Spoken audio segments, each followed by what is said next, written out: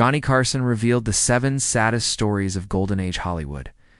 For 30 years, Johnny Carson invited America into their living rooms, bringing laughter, entertainment, and the biggest stars in the world right to your television set. Night after night, he crafted jokes that made the nation smile. But there were certain Hollywood tragedies he never joked about. These were the stories that haunted him. The fallen stars whose pain cut too deep for comedy. Behind the scenes, the king of late night shared reflections about Hollywood's darkest chapters that he never brought to the monologue.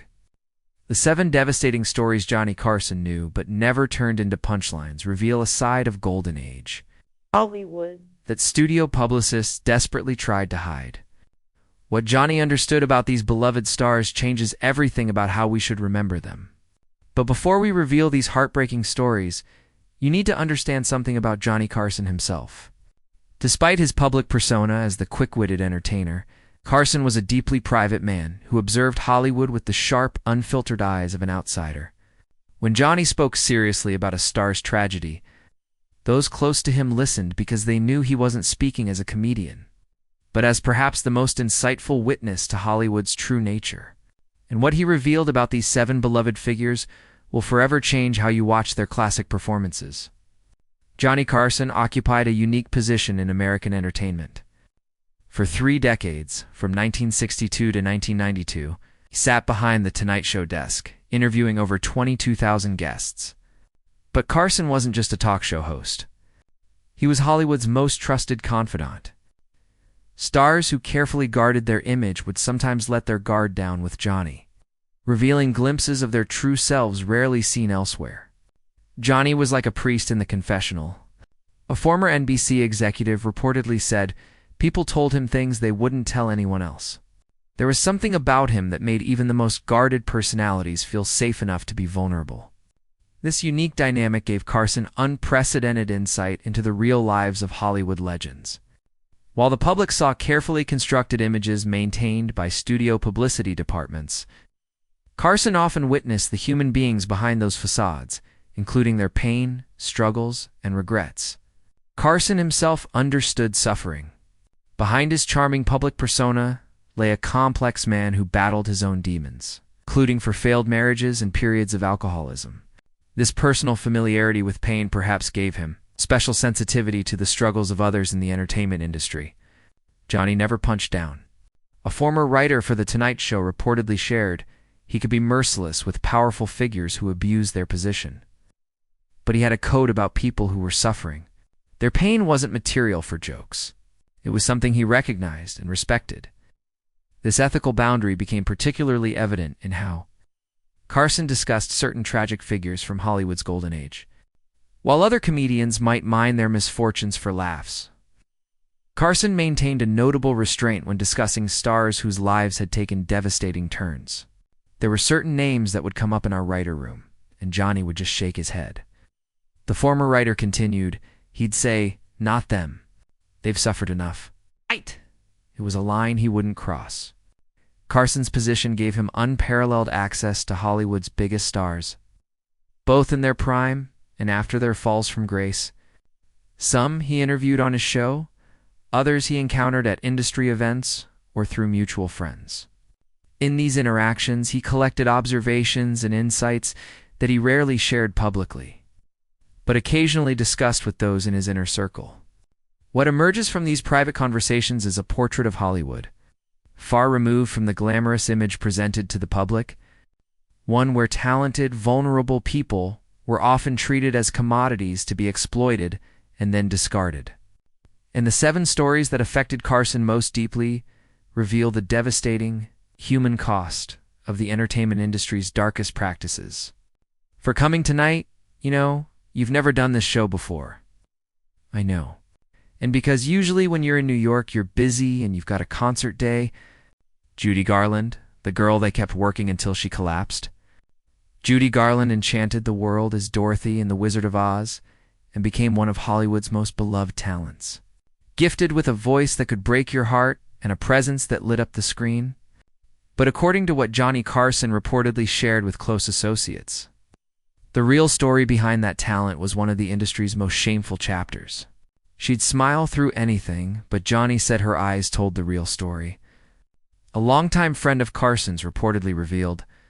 This observation came from Carson's first-hand encounters with Garland when she appeared on The Tonight Show late in her career. By the time Garland sat across from Carson, the damage from decades of studio abuse was painfully evident. According to what Carson told confidants, he felt that Garland was already gone during those appearances. A shell of the vibrant performer she had once been, destroyed by the very industry that had made her a star. The roots of Garland's tragedy began when she was just a child. Signed to MGM at 13, studio executives immediately deemed her too fat, too ordinary-looking. The solution? Put the child on amphetamines to control her weight and barbiturates to help her sleep, beginning a cycle of addiction that would haunt her for the rest of her life. Johnny found it unforgivable. His friend reportedly shared, he told me once, they fed pills to a child to make her marketable. There's no show business justification for that kind of abuse. The studio's control extended far beyond Garland's appearance. MGM worked her relentlessly, sometimes scheduling shoots that lasted 18 to 20 hours. When she inevitably collapsed from exhaustion, they would revive her with more stimulants and put her back to work. This punishing schedule continued throughout her adolescence.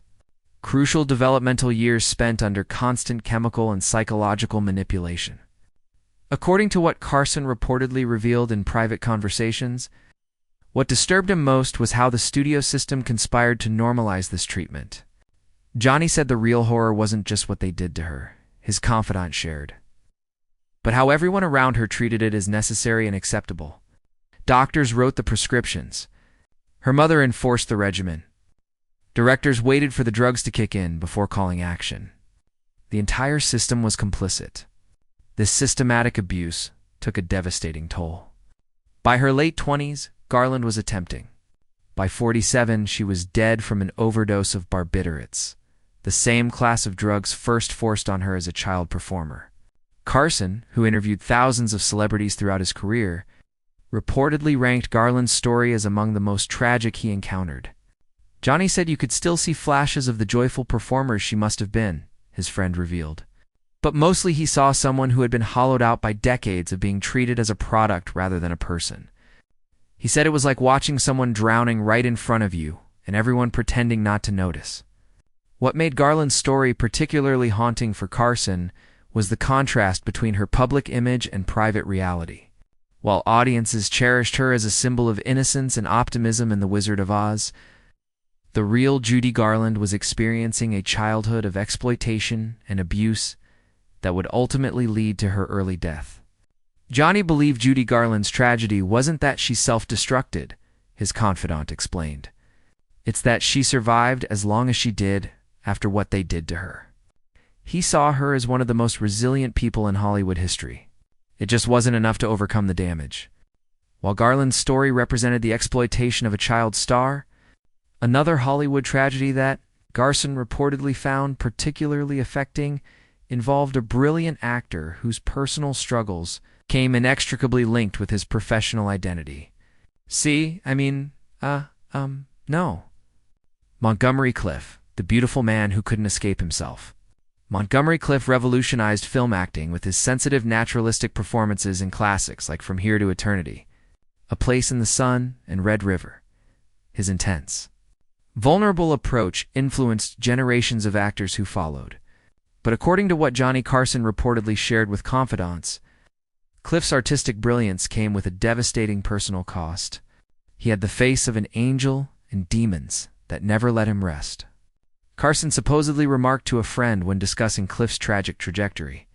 Unlike Judy Garland, whose destruction came primarily from external forces, Clift's suffering stemmed largely from the impossibility of reconciling his public image with his private self in the oppressive environment of mid-century America. Carson never interviewed Clift, who died in 1966 before Carson's Tonight Show tenure hit its stride. However, Carson's connections in Hollywood gave him insight into Clift's struggles through mutual friends and colleagues. According to what Carson reportedly shared, he was particularly moved by Robert Redford's observations about Clift with Redford, describing him as the actor who made everyone else nervous. Johnny was fascinated by what Redford meant by that. A Carson confidant reportedly revealed he came to understand that Cliff's honesty as a performer was unsettling to those around him because it threatened the artifice that Hollywood depended on. Cliff couldn't separate the person from TH.